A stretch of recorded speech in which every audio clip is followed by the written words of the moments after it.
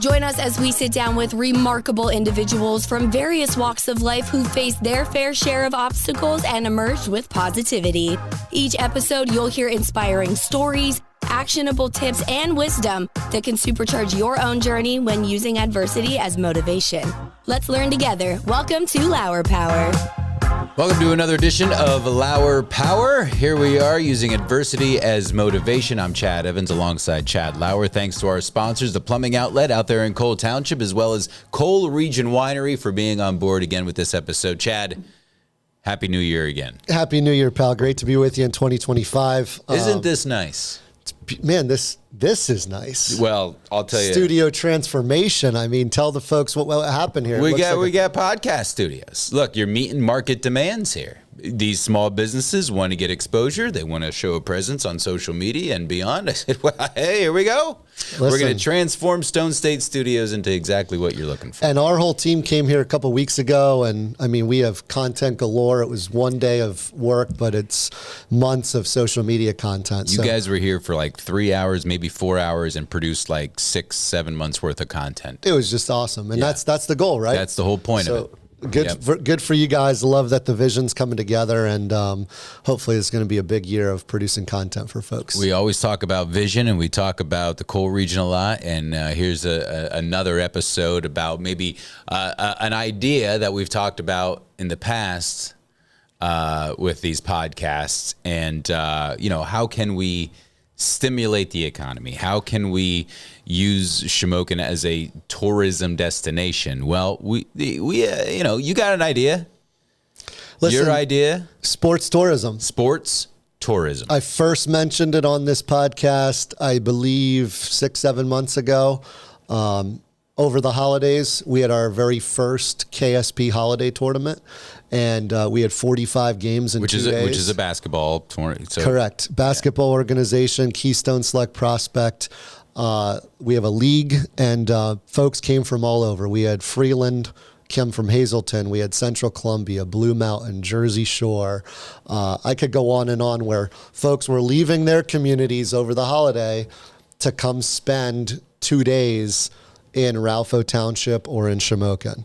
And I think that when I see folks from Selinsgrove going into the Heritage with 12 players plus their parents, that doesn't happen without the basketball game, right? When I see folks going across the street to the ale house with, 12 players plus parents and grandparents, that doesn't happen if the games aren't happening in town.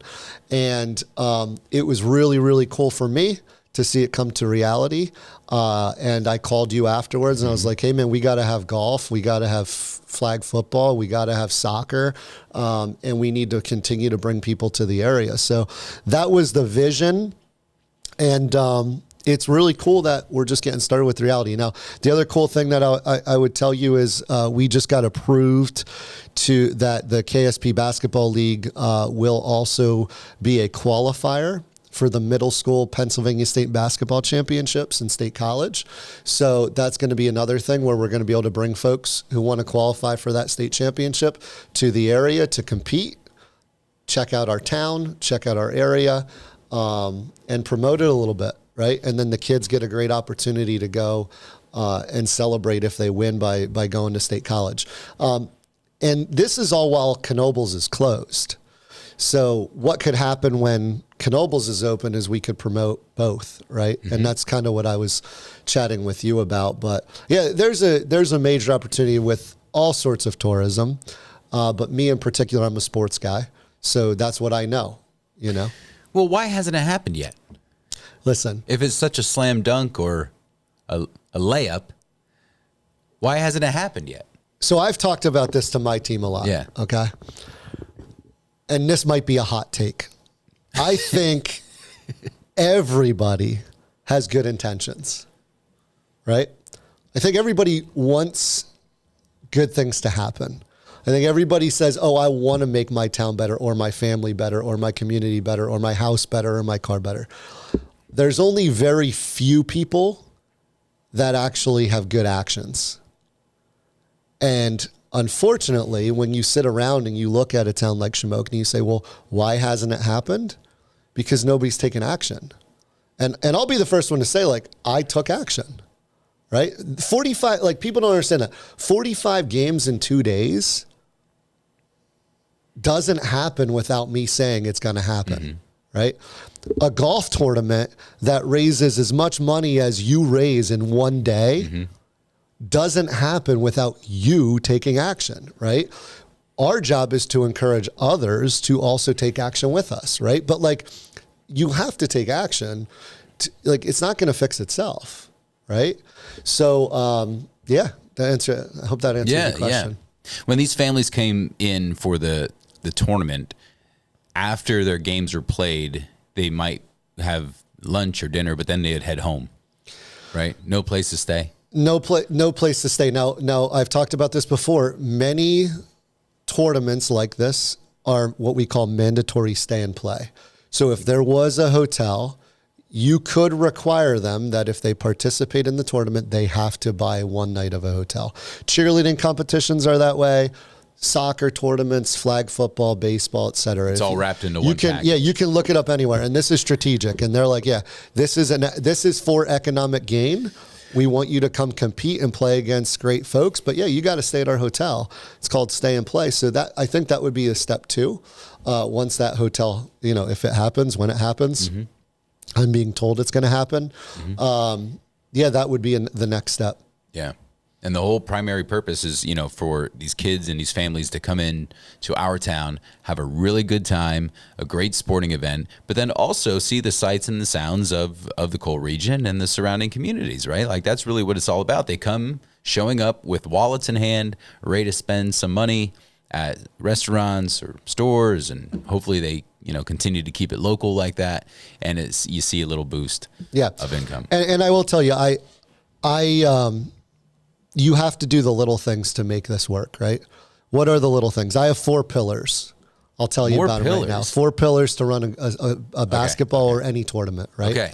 Number 1, the players have to have a good experience, right? So what are you doing to make the players have a good experience?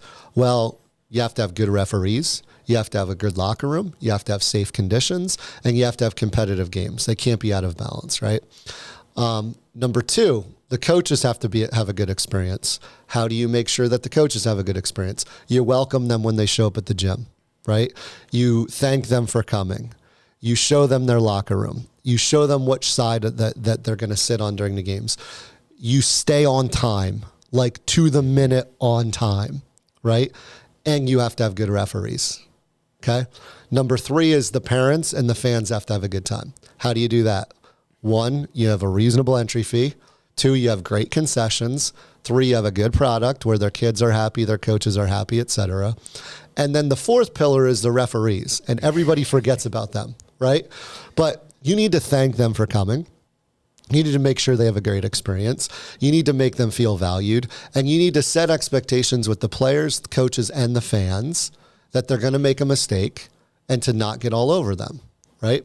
If those 4 things are checked, you will have a great tournament. If any one of those 4 is out of balance, you won't. So you need to make sure that happens. Now, I saw families disperse all over the place, right? OYP in Elysburg was packed because they might have 3-4 hours between games.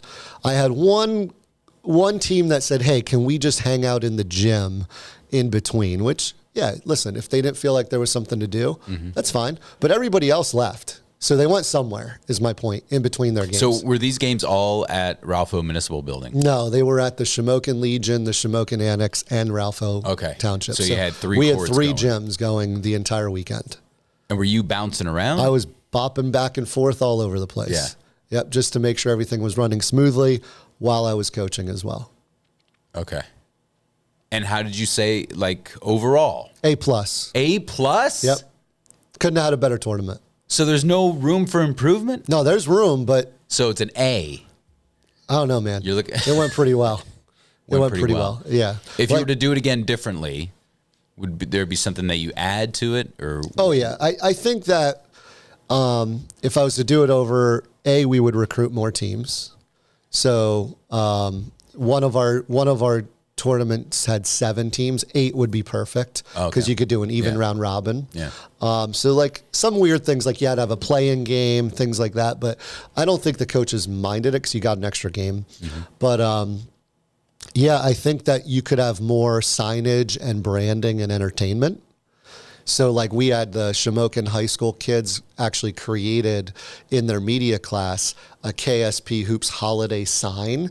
So we had it hung up so that the kids that got their medals got to go and get their picture with it, et cetera. So I think I would like to kind of make it feel more holiday, maybe holiday decorations, things of that nature.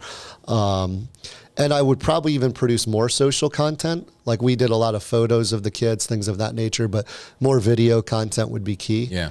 But yeah, I think that's the next step, is making that feel very high end.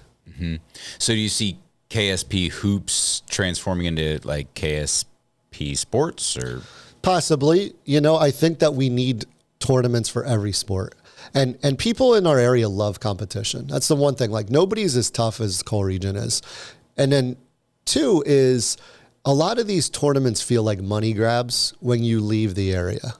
Like they feel like money grabs, right? So to run a reasonably priced tournament that doesn't feel like a money grab, I think is a need right now. And I think there's somebody's going to take advantage of that. But also there are tons of people in our area that travel to Allentown, Harrisburg, or Philly to play in tournaments because they can't get them here. That doesn't mean they're not. That doesn't mean that they're not as good of athletes or they're not as good of teams. It's just they don't exist. So we need to make sure that they exist here, and then I think with that, our talent will be more competitive as they grow older because they're going to get exposure to the whole like iron versus iron sharpens iron. They're going to get exposure to playing better athletes. So your plan of attack now is continuing on with the basketball tournaments, but also different sports. Yeah, we have to add different sports.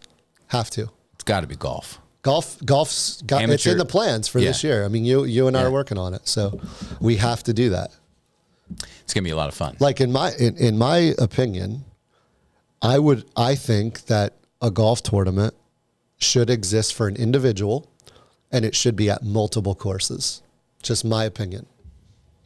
What do you mean by that? So it should not be just a 1-day thing. It should be like a 2 to 3 day thing where they play.